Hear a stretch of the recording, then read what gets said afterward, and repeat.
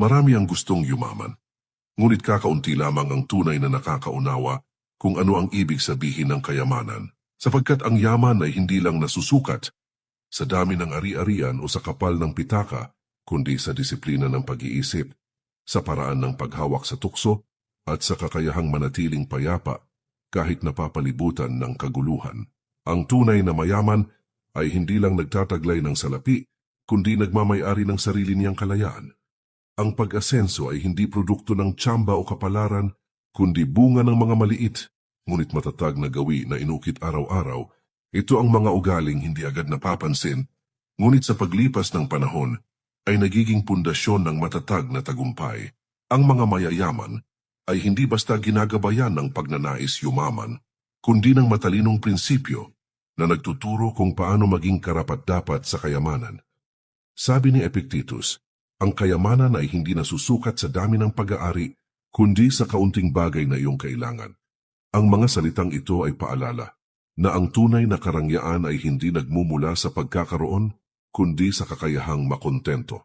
Ngunit hindi ito nangangahulugang manatili na lamang sa kasalukuyan, sapagkat ang Stoic ay hindi tamad o walang pangarap, bagkus siya ay kumikilos ng may layunin, nag-iipon hindi upang magyabang, kundi upang maging handa.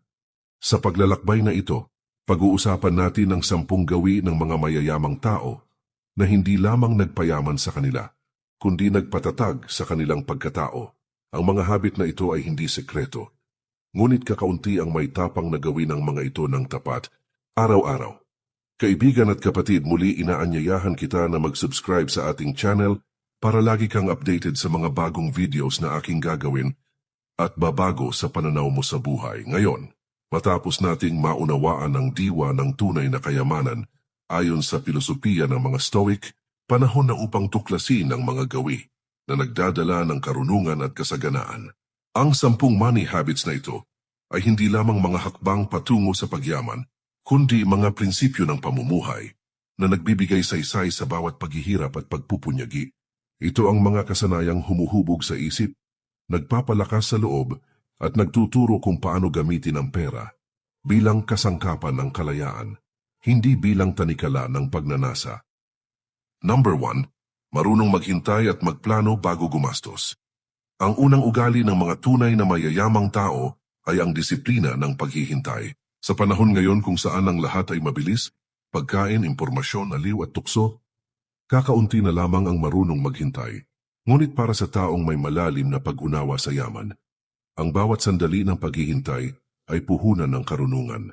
Alam nilang hindi lahat ng gusto ay kailangang makuha agad sapagkat ang pagnanais na laging madalian ay siyang ugat ng pagkakautang at pagkasira ng disiplina para sa kanila. Ang paggastos ay hindi paraan ng pagpapakita ng tagumpay, kundi pagsubok ng kanilang kakayahang magpasya ng may katuwiran. Bago sila gumastos, sinusuri nila kung ito ba ay makatutulong sa pagyaman ng kanilang isip, negosyo o kinabukasan. Hindi sila naglalabas ng pera upang mapansin. Bagkus ginagamit nila ito bilang kasangkapan upang makamit ang mas malalim na layunin. Sa bawat desisyon tungkol sa pera, kasama ang pagninilay, pagpaplano, at pag-alam sa tunay na halaga ng bagay na binibili. Ang marunong maghintay ay hindi alipin ng kagustuhan. Siya ang may kontrol sa sarili. At iyon ang unang tanda ng karunungan, sapagkat ang taong hindi marunong maghintay ay madaling malinlang ng ilusyon ng madali ang ginhawa. Ngunit ang taong marunong magpasensya, siya ang nakakakita ng mas malawak na larawan ng kinabukasang hindi nakikita ng mga padalos-dalos. Sabi ni Seneca, ang kayamanan ay dumarating sa mga marunong gumamit ng oras. Ang bawat oras na hindi ginugugol sa walang kabuluhan ay nagiging puhunan ng kapayapaan at kasiguruhan. Ang mga mayayaman ay hindi natatakot sa mabagal na progreso dahil alam nilang ang tunay na kayamanan ay hindi hinahabol. Ito ay dahan-dahang binubuo. Ang pag-asenso ay hindi lamang tungkol sa kung magkano ang kinikita, kundi kung paano mo hinahawakan ang iyong mga kagustuhan. Kapag natutunan mong maghintay, magplano, at tanggapin na may tamang panahon ang lahat, doon nagsisimula ang pagyaman. Hindi lang sa pera kundi sa karakter. Dahil ang marunong maghintay ay nagiging mayaman sa karunungan at kapayapaan. Number 2. Marunong mag-ipon at magpigil sa luho. Hindi lahat ng yumayaman ay nakakaunawa na ang tunay na kalayaan ay nagsisimula sa disiplina sa sarili. Maraming tao ang nauubos ang kinikita sa kasiyahang panandalian. Ngunit ang mayayaman ay natutong gamitin ang pera bilang kasangkapan, hindi bilang aliwan. Sa bawat perang naitatabi, nakikita nila ang pundasyon ng kapanatagan at kalayaan sa hinaharap. Ang kakayahang magpigil sa luho ay nagiging simbolo ng lakas ng loob at karunungan sa pamumuhay. Ang pag-iipon ay hindi tungkol sa pagiging maramot, kundi sa paggalang sa hirap ng sariling paggawa. Alam ng mga matatalino sa pera na bawat pisong naitatabi ay hakbang patungo sa seguridad at kapayapaan ng isip. Hindi nila hinahayaang maubos ang pera sa mga bagay na panandalian lamang ang saya, sapagkat alam nilang ang tunay na kasiyahan ay nagmumula sa kapanatagan ng isip at katiyakan sa hinaharap. Ang mga mayayaman ay may malinaw na hangganan sa pagitan ng pangangailangan at luho. Kapag kailangan, sila ay handang gumastos ng matalino. Ngunit kapag luho lamang, marunong silang tumalikod ng walang panghihinayang. Ang kakayahang ito ang nagbibigay sa kanila ng lakas na hindi kayang bilhin ng pera dahil natutunan nilang kontrolin ang sarili kaysa magpadala sa tukso ng sandaling aliw. Sabi ni Marcus Aurelius, ang nagpapasasa sa labis ay nagiging alipin ng sariling pagnanasa. Ang paalalang ito ay gabay ng mga taong marunong magtimpi, sapagkat ang disiplina ay hindi hadlang sa kalayaan, ito mismo ang pintuan patungo rito. Kapag natutunan mong iwasan ng labis, mas nauunawaan mo ang halaga ng sapat. Ang pag-iipon ay hindi lang paghahanda sa hinaharap, kundi paghubog sa karakter.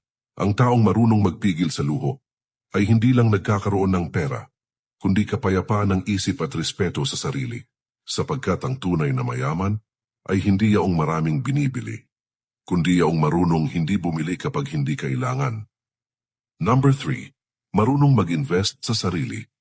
Ang tunay na yaman ay hindi lamang nasusukat sa pera kundi sa antas ng kaalaman, kakayahan at karakter. Ang mga mayayamang tao ay nauunawaan na ang pinakamahalagang puhunan ay ang sarili. Hindi sila natatakot gumastos ng oras at pera upang palawakin ang kanilang kaalaman, paunlarin ang kanilang kakayahan, at pagyamanin ang kanilang isip.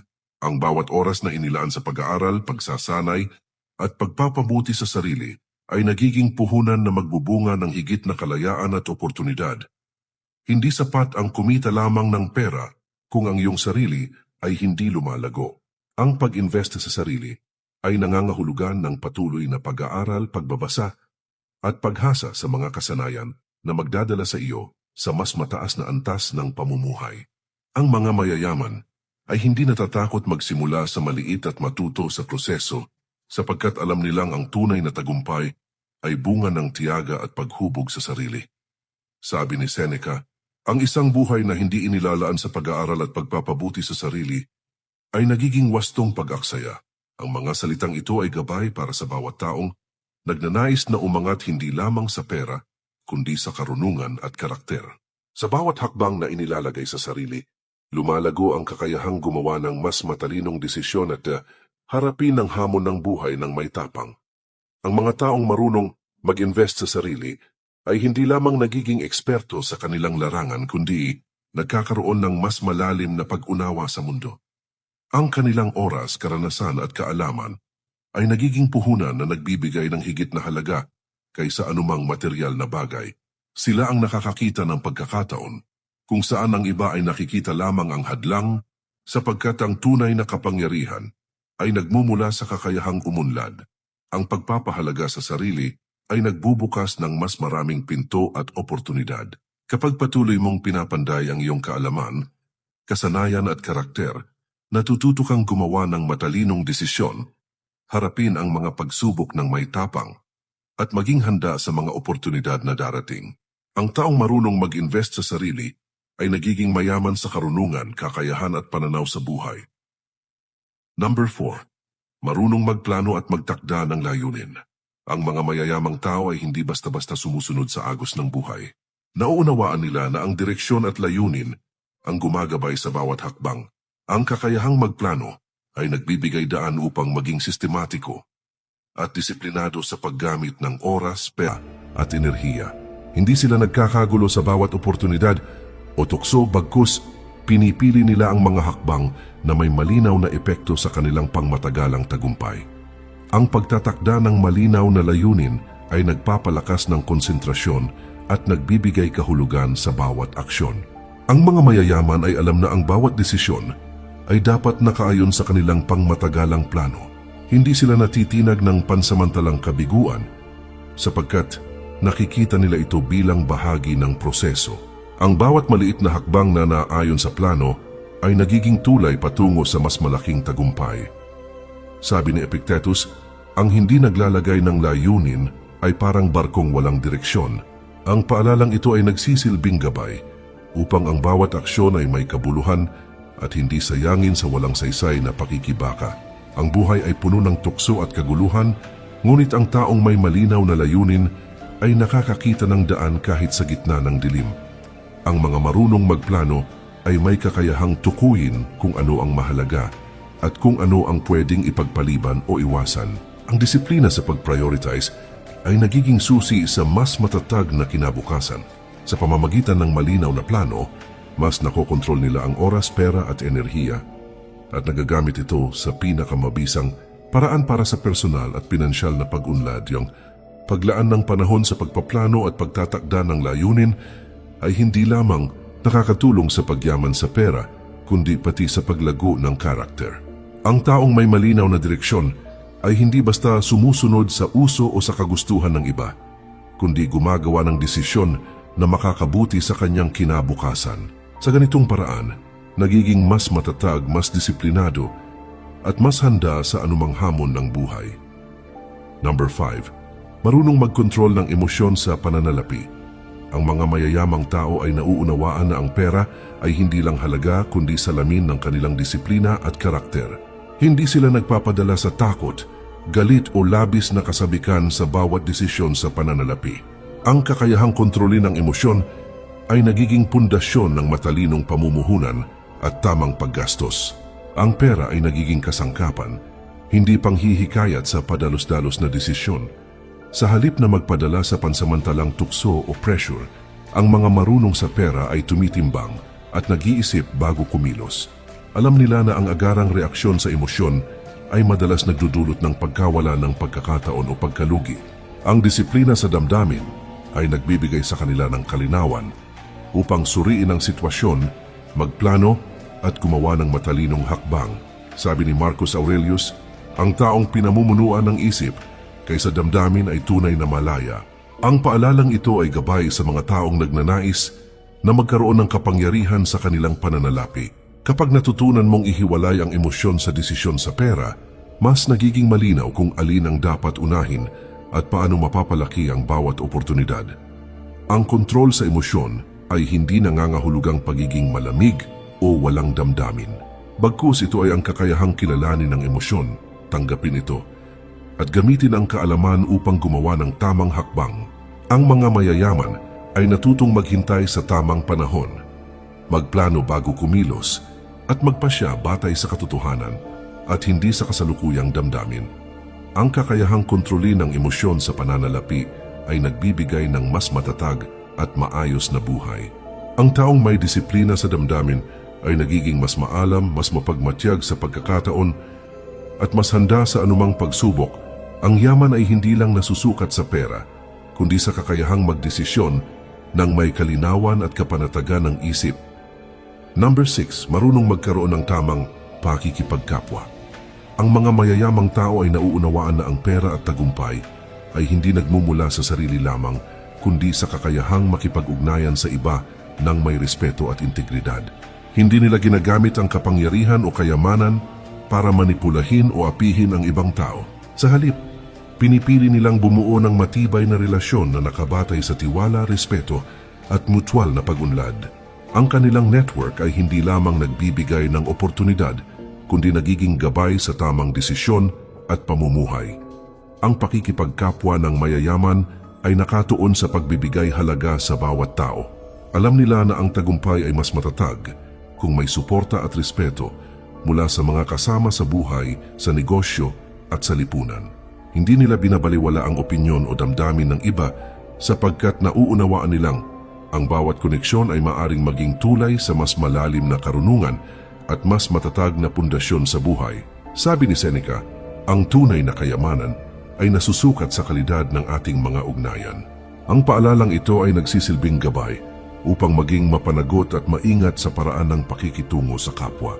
Ang tao na marunong makipagkapwa ng may integridad ay hindi lamang nagkakaroon ng tiwala ng iba, kundi nagkakaroon din ng respeto sa sarili.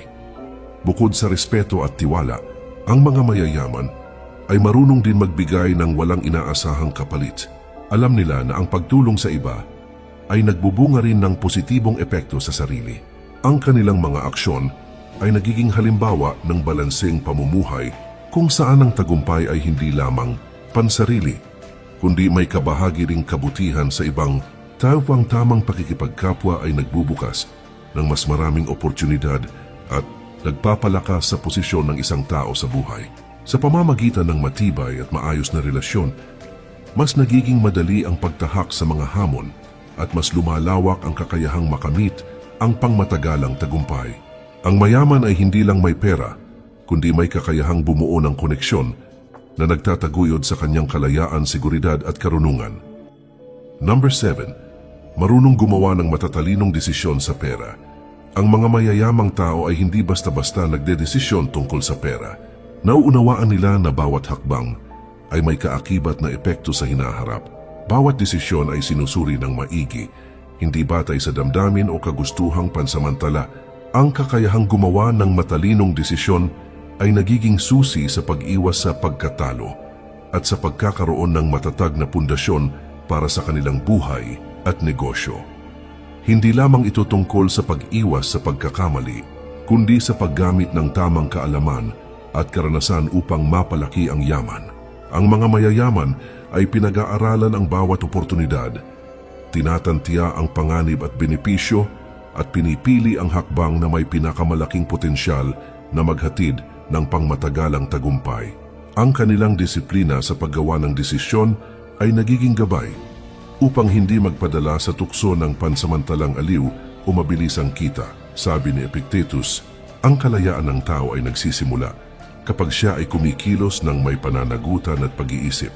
Ang paalalang ito ay nagpapaalala na ang bawat desisyon sa pera ay dapat pag-isipan ng mabuti, sapagkat ito ay sumasalamin sa kontrol sa sarili at sa kakayahang harapin ang hinaharap ng may katiyakan. Ang taong marunong gumawa ng matalinong desisyon ay hindi basta sumusunod sa uso o opinyon ng iba, kundi kumikilos batay sa sariling prinsipyo at layunin. Ang kakayahang magdesisyon ng tama ay nagmumula rin sa karanasan at patuloy na pag-aaral. Ang mga mayayaman ay hindi natatakot magkamali, ngunit bawat pagkakamali ay kanilang ginagamit bilang aral upang mas mapabuti ang susunod na hakbang. Sa ganitong paraan, lumalago hindi lamang ang yaman, kundi pati ang karakter at kakayahang humarap sa mas malalaking hamon. Ang pagiging maalam sa desisyon sa pera ay nagbibigay ng kapayapaan ng isip at tiwala sa sariling kakayahan. Ang tao na may kakayahang timbangin ang panganib at oportunidad ay nagiging mas handa sa anumang pagbabago sa buhay. Sa ganitong paraan, ang yaman ay hindi lamang material na bagay kundi simbolo rin ng katalinuhan, disiplina at kakayahang mamuhay ng may kontrol at layunin. Number 8. Marunong mag-manage ng oras at prioridad. Ang mga mayayamang tao ay alam na ang oras ay isang yaman na hindi na maibabalik. Kaya naman, hindi nila ito sinasayang sa walang saysay na gawain o pansamantalang aliw. Ang kakayahang mag-manage ng oras at magtakda ng prioridad ay nagiging susi upang masulit ang bawat araw at mapalago ang kanilang yaman, karunungan at kapayapaan ng isip. Alam nila na ang bawat minuto ay maaaring maging puhunan sa mas magandang kinabukasan. Hindi lamang ito tungkol sa pagiging abala, kundi sa pagiging produktibo at sistematiko. Ang mga mayayaman ay marunong pumili kung aling gawain ang may pinakamataas na halaga sa kanilang pangmatagalang layunin. Ang tamang pag-prioritize ay nag-aalis ng pag-aaksaya at nagdudulot ng malinaw na direksyon sa buhay. Sa bawat desisyon kung paano gagamitin ang oras, nakikita nila ang koneksyon sa pagitan ng oras, pera at personal na pagunlad. Sabi ni Seneca, hindi sa haba ng buhay na susukat ang halaga ng tao, kundi sa wastong paggamit ng kanyang oras. Ang paalalang ito ay nagtuturo na ang produktibong pamumuhay ay bunga ng disiplina at matalinong pagpapasya. Ang taong marunong mag-manage ng oras ay nakakamit ang higit na resulta sa mas kaunting pagsisikap sapagkat alam niyang bawat hakbang ay dapat may kabuluhan. Ang kakayahang mag-manage ng oras ay nagbibigay rin ng balanse sa buhay. Ang mga mayayaman ay hindi lang nakatuon sa trabaho o pera, kundi nagbibigay rin ng oras para sa pamilya, kalusugan at pag-unlad ng sarili. Ang tamang paggamit ng oras ay nagiging tulay upang maabot ang parehong personal at profesional na layunin ng hindi nasasakripisyo ang kalidad ng buhay. Sa pamamagitan ng mahusay na pamamahala ng oras at tamang prioridad, nagiging mas disiplinado, mas maalam at mas handa ang isang tao sa pagharap sa hamon ng buhay. Ang taong marunong maglaan ng tamang oras sa tamang bagay ay hindi lamang yumayaman sa pera kundi sa karanasan, karunungan at kalidad ng buhay. Number 9. Marunong magplano para sa hinaharap. Ang mga mayayamang tao ay hindi nakatuon lamang sa kasalukuyan kundi sa hinaharap. Nauunawaan nila na ang bawat desisyon ngayon ay may epekto sa darating na panahon. Kaya naman, ang kakayahang magplano para sa hinaharap ay nagiging pundasyon ng matatag na buhay at pinansyal na seguridad. Hindi nila hinahayaan na ang kasalukuyang tukso o kagustuhan ang magdikta ng kanilang mga hakbang, bagkus pinipili nilang gumawa ng mga aksyon na magbibigay ng pangmatagalang benepisyo. Ang pagplano para sa hinaharap ay nangangahulugang pagtukoy sa layunin, pagtataya sa panganib, at pag-iingat sa mga posibleng kahinaan. Ang mga mayayaman ay may malinaw na plano kung paano palalaguin ang kanilang yaman, paano pangalagaan ang pamilya, at paano maging handa sa hindi inaasahang pangyayari. Ang kanilang pananaw ay hindi lamang nakatuon sa pera, kundi sa kabuuang kalayaan at seguridad sa buhay. Sabi ni Epictetus, ang taong hindi naghahanda para sa bukas ay parang magsasaka na hindi nagtatanim sa panahon ng pag-aani. Ang paalalang ito ay nagsisilbing gabay upang ang bawat hakbang ay may layunin at bawat aksyon ay may kahulugan. Ang planadong kilos ay nagbibigay ng kapanatagan ng isip at nagiging tulay sa mas maayos na hinaharap. Bukod sa plano para sa pera, mahalaga rin ang plano para sa personal na pag-unlad. Ang mga mayayaman ay nagsusumikap na palawakin ang kaalaman, paunlarin ang kakayahan at pagyamanin ang karakter. Ang pagtutok sa parehong pinansyal at personal na aspeto ay nagdudulot ng mas balanseng buhay at matatag na pundasyon sa hinaharap. Ang pagkakaroon ng malinaw na plano para sa hinaharap ay nagbibigay lakas at direksyon sa bawat hakbang. Ang taong marunong maghanda ay hindi natatakot sa pagbabago o hamon, sapagkat alam niyang bawat aksyon ay nakatutok sa layunin.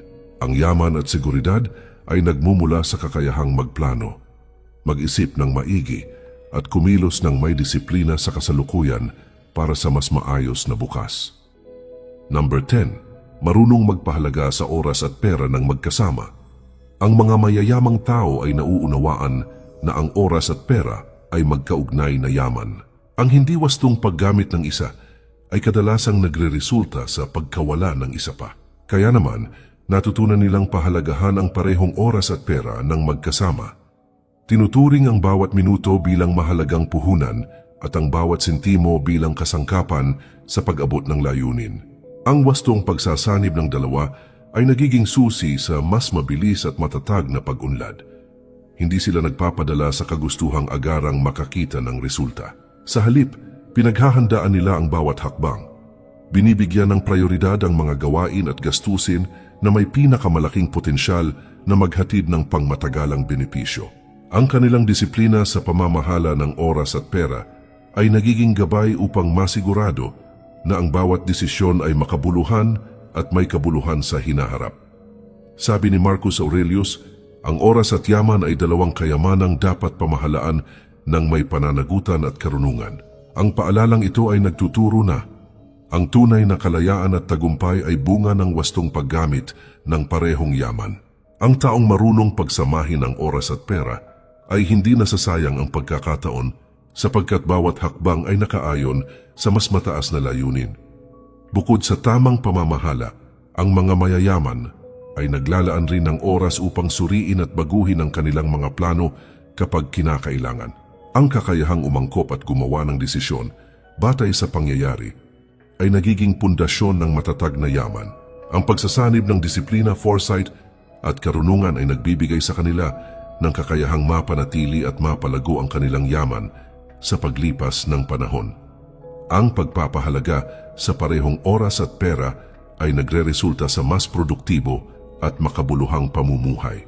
Ang taong marunong magsanib ng dalawa ay nagiging mas maalam, mas disiplinado at mas handa sa mga hamon ng buhay. Ang tunay na kayamanan ay hindi lamang nasusukat sa pera, kundi sa kakayahang gamitin ang bawat sandali at bawat halaga sa pinakamabisang paraan para sa sariling pag-unlad at tagumpay. Sa paglalakbay na ito, ating nakita na ang tunay na yaman ay hindi nasusukat sa dami ng pera kundi sa disiplina, karunungan at kakayahang mamuhay ng may layunin. Ang mga gawin ng mayayamang tao ay hindi sekreto kundi prinsipyong nagbubukas ng pinto patungo sa kalayaan at kapanatagan ng isip. Ang bawat desisyon, bawat hakbang at bawat kilos na ginagawa ng may konsensya at disiplina ay nagiging tulay sa mas matatag at makabuluhang buhay. Ang pera, oras at pagkakataon ay mga kayamanang may limitasyon, kaya ang kakayahang gamitin ng mga ito ng may katwiran at kahusayan ang nagtatakda ng tunay na tagumpay. Ang pagiging maalam, maingat at disiplinado sa pamumuhay ay hindi lamang nagdudulot ng yaman kundi ng katahimikan ng loob at kapayapaan sa bawat aspeto ng buhay. Sabi ni Epictetus, ang taong marunong mamuhay ng may disiplina ay hindi alipin ng mga pangyayari kundi maestro ng sariling kapalaran. Ang paalalang ito ay nagsisilbing gabay upang ang ating buhay ay maging mapanagot, makabuluhan at puno ng karunungan sa pamamagitan ng paghubog sa